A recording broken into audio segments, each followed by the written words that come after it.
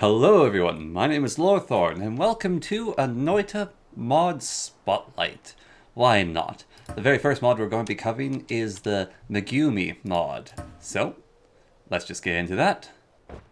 Now the Noita God is a pretty simple little mod. It consists of 3 parts of mod. One changes the character model into this character, witch lady, I believe, archmage, that's it, from anime. One of them gives her this little staff here, and one of them gives her the spell Explosion and this staff. Explosion is the most powerful spell Archmage can cast, but only can be cast once per day. So, this crazy little spell here is also part of the anime. It's her main spell. It's the most powerful spell. It's just straight up explosion.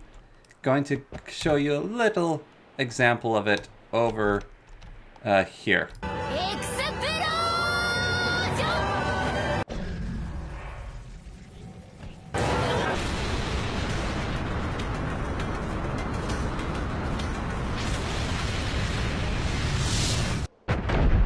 There you go.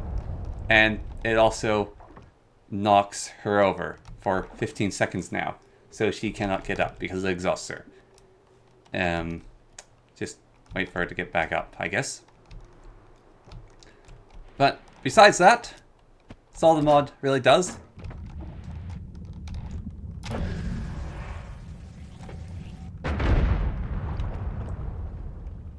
You can't cast the spell again.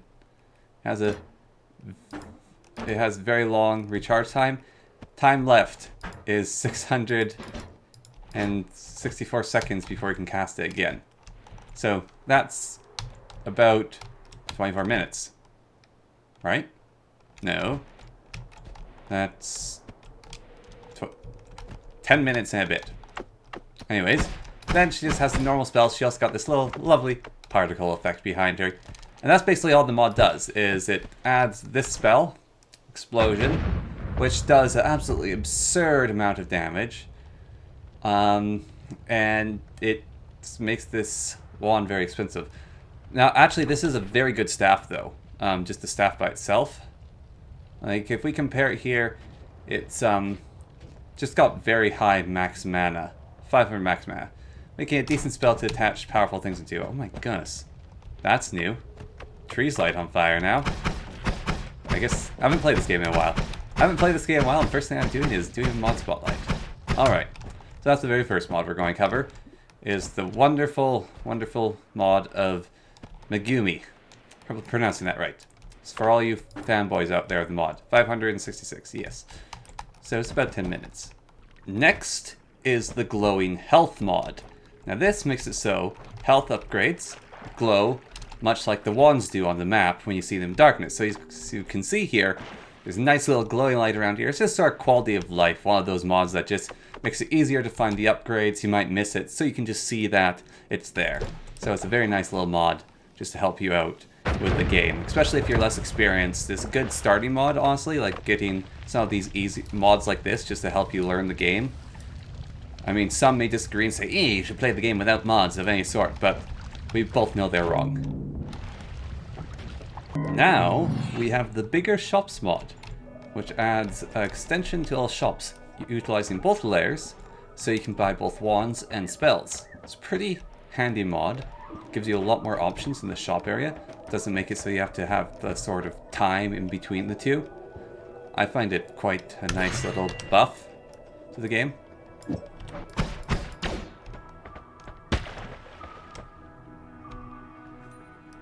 Ow, that's new. Have you ever had the problem with not knowing how much HP your enemy has and you can only see the damage? Well, worry no more. Now we have the enemy HP tickers, which show you exactly how much health they have, with those lovely little numbers underneath them. Is it intrusive to your gameplay? Probably. Is it a useful tool though? Most definitely.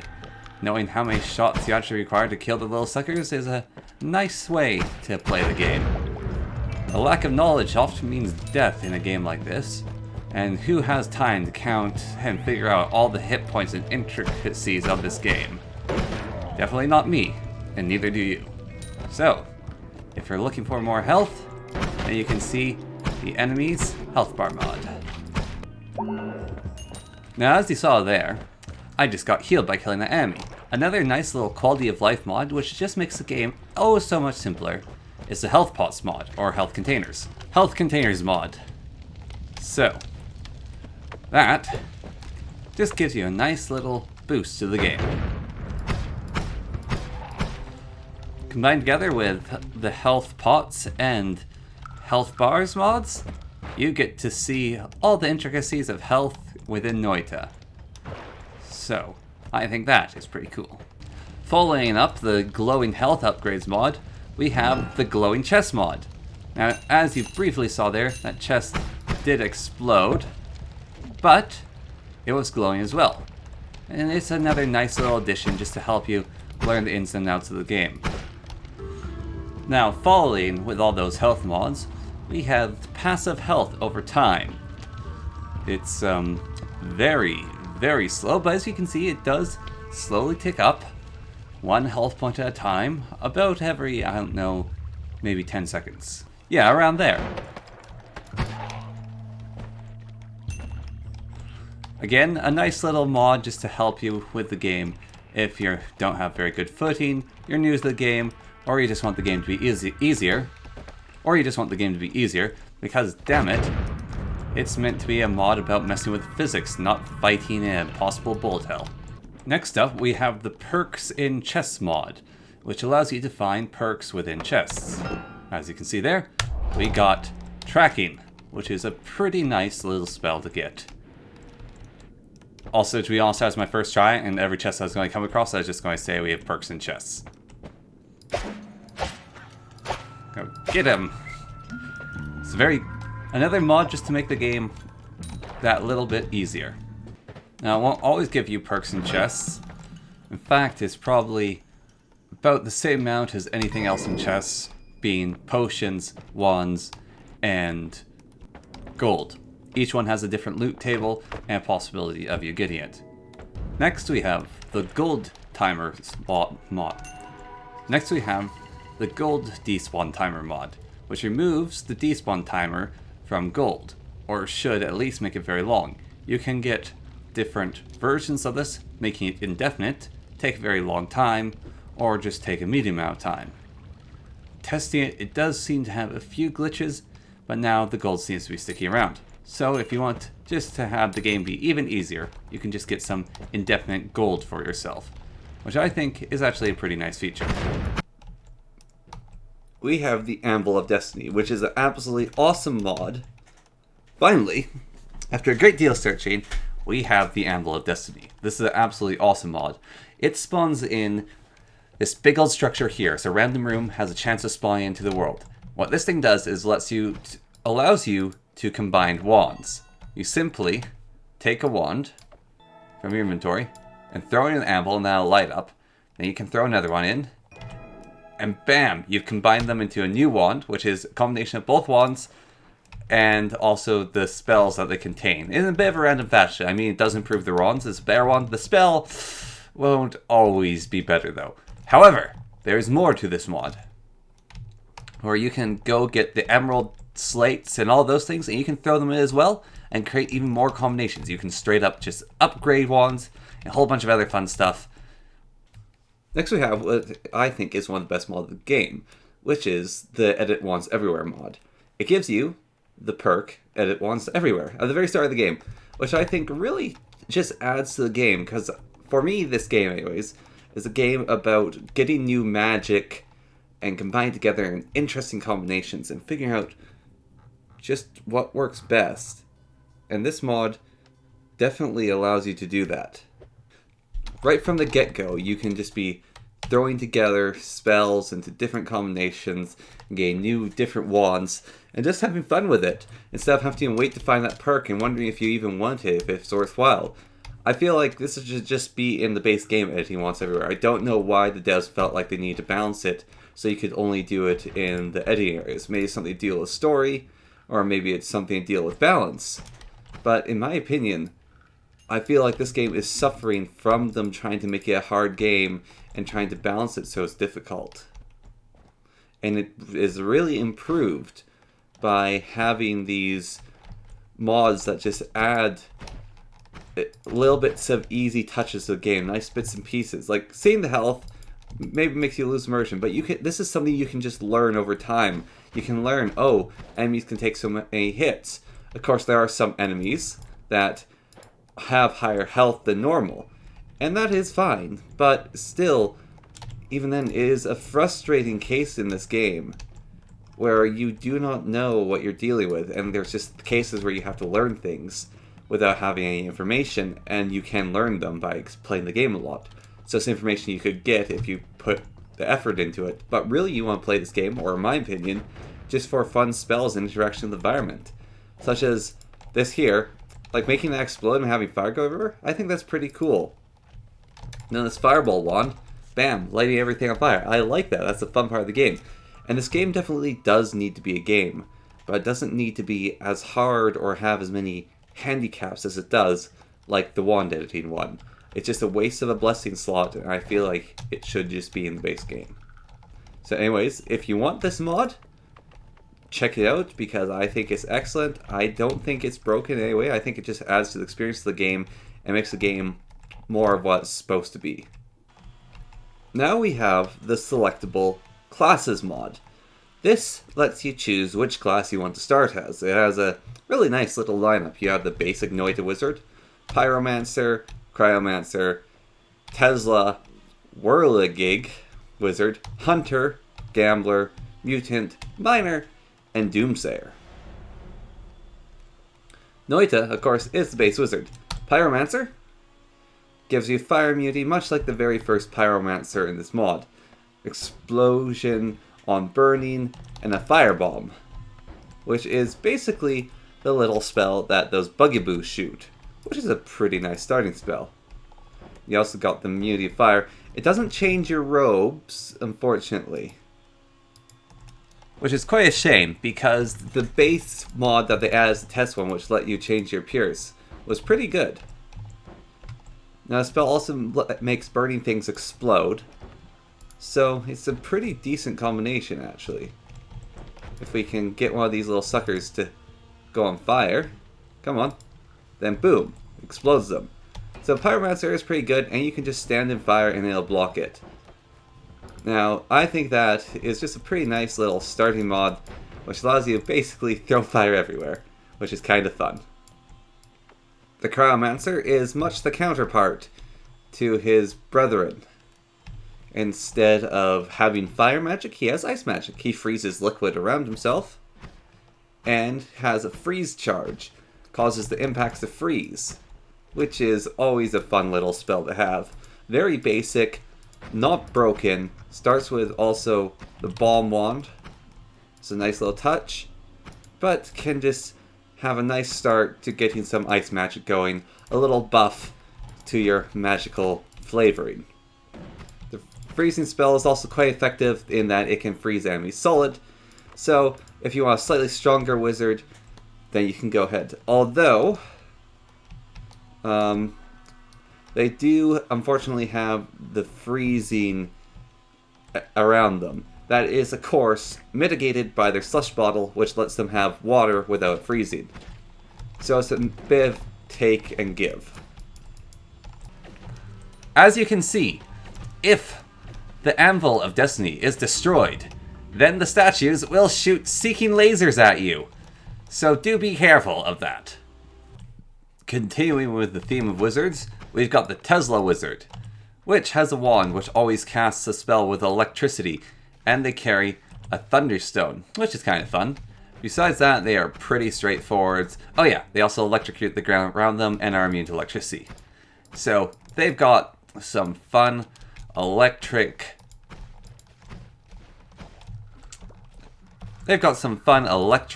shenanigans they can get up to. Their spells, stunning and hurting enemies with greater efficiency, the abilities to set fires via electric charge, and being all around just a slight buff to the basic wizard in the fact that they can stun and cannot be stunned. As you can see, just even holding this guy down so he can't cast spells with electricity is quite effective. Holy Relic has been defiled. Alright. I don't know why I did. But perhaps the Anvil of Destiny got acid by this little git here. However, just because you're immune to electricity doesn't mean you're not flammable. With this mod, I would recommend, as playing as the Electric Wizard in the Select Your Class mod, I'd recommend trying to get the immune to explosion perks as fast as possible, and then getting some proper good old-fashioned lightning bolt spells, because that's the truest and funnest of combinations. Trust me. Now we have the Whirligig Wizard, which is all about blood, blood, and more blood, dealing critical hits against bloody enemies, and throwing TNT, as well as having a potion filled with blood. Whirligig Wizard.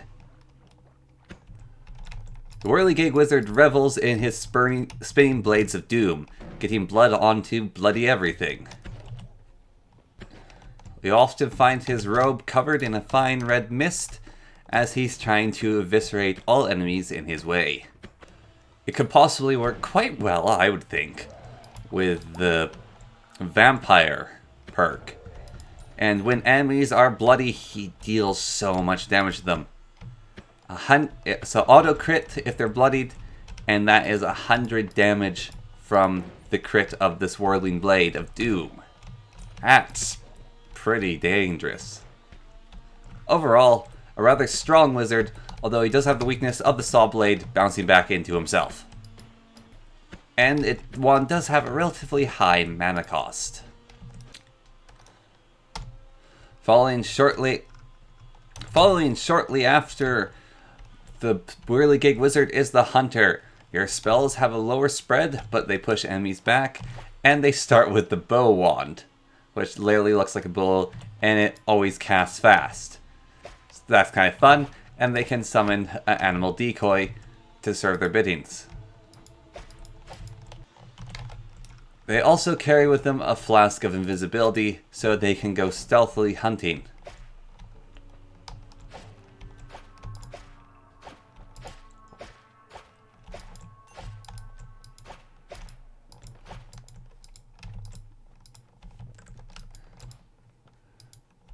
The Hunter seems to be a wizard.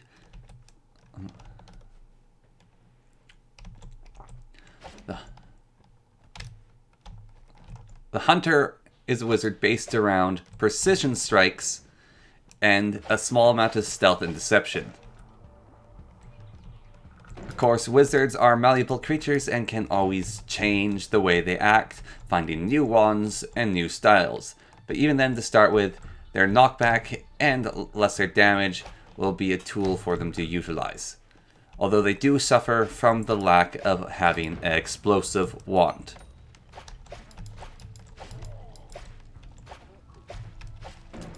Having to rely on the terrain to do their fighting for them.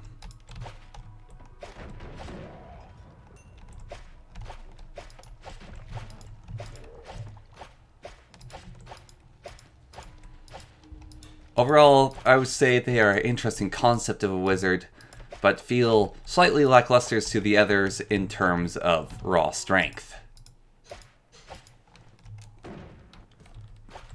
But also consider that you can add new spells to their wand in editing, thus creating other high projectile wands. Wand spell combinations. Next we have the Gambler, who has a rather crazy wand which shoots projectiles at random. They start with the perk of picking an extra perk, and they have a wand of Black Hole, which is a very powerful wand to start with, and of course a flask of Chaotic Polymorph. Their Black Hole wand suffers from a ridiculously dangerous amount of spread, making it quite unreliable.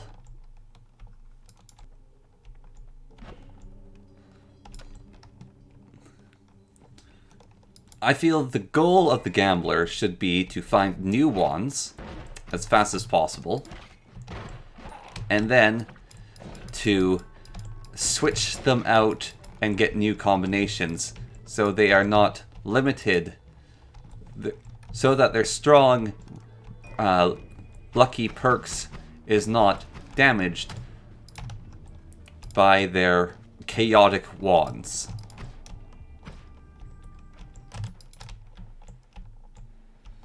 They're starting with Chaotic Polymorph Potion should not be underestimated, as it does allow them to turn into giant worms and various other dangerous creatures.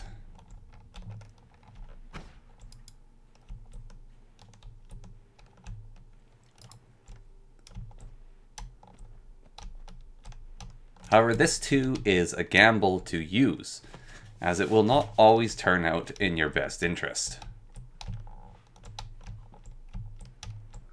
I just spent about 5 minutes stuck underground because of the way I dug. Foolish. Now we have the Mutant Wizard, which causes monsters' tentacles to harm whatever attacks him, and he's grown these creepy tentacly legs, which instead of flying, allow him to climb basically any surface, like some sort of weird creepy spider monster. And he possesses a wand of tentacles, making him truly one of the most disturbing wizards of the lot. Tentacle is an immensely strong spell, combined with his spider leg movement, which allows him to climb, and the tentacly retaliation makes him a truly dangerous combo. He also has a flask of slime, just to add to how gross he is. Unfortunately, he does not have the capability to break through walls, so an explosive wand is a good thing to get as fast as possible. Now the spiderly legs will also fight for you. When they come across enemies, they will slap them, in addition to everything else. Again, making him a rather cool wizard, in that his very movement makes him dangerous, and hurting him just makes him fight back. Being definitely one of the creepiest wizards out there, though. Definitely a start that is fun to play, although it does make it so you lack the ability to get across the lava in the early game, which is quite important for those that know about it. Having the inability to do so greatly weakens your potential hit points. We now have Cleos Archetypes, which adds random archetypes to the game. They are actually quite cool little archetypes. He's added a bunch of different ones. We have the Jedi, which can levitate and repel objects, and has a wand that literally always casts light laser, making him very dangerous, given that he can basically kill anything and can cut through almost all projectiles. This mod definitely ruins the balance of the game. For some reason he has a slime flask? I'm not exactly sure what that's about. Maybe it's meant to be like purple milk or something, or blue milk. But he is, beyond a shadow of a doubt, one of the strongest random archetypes I have ever seen, even outdoing the Star Wars mod with how damn strong this laser is. Simply because it outranges and he starts with repel and better flying. Also, a feature I like is his robe actually has changed in appearance, giving him the brown robe, which is very nice. The Jedi Wizard may even be strong enough to challenge the God's Guardian. Which, not even maybe, he just is. Dear God. Then we have the Vengeful Cultus, which they do not take damage from explosions, and they deal more damage, and they have nukes. So this is much like the Doomslayer, but actually kind of fun, where they are always angry, and very dangerous. Oh, that is beautiful. How dare you deem to fight me, mere mortal. I need to get immunity to fire. There we go. And here it comes. Oh dear God. What has this person done? Do not underestimate the power of the Cultus, for he destroys all in his path. Nothing is safe from his power. Including your computer's FPS.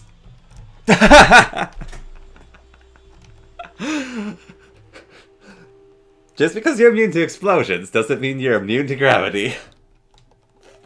That's amazing. This mod, right, this mod is just fun, honestly. Don't know why I started doing like the narrators like, ooh, this guy can do this and this. It's just having fun. Just having fun, you know? These archetypes are awesome. Oh man. Doom Warlock.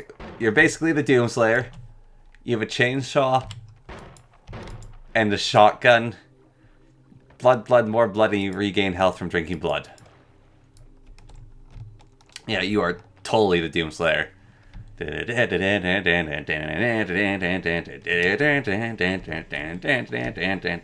He should have always angry, though. Missed out on that there.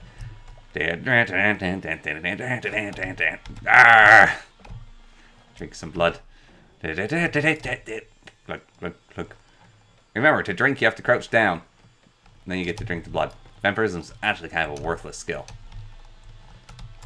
I can't quite actually, like, dig through that. There we go. Ah, some rain.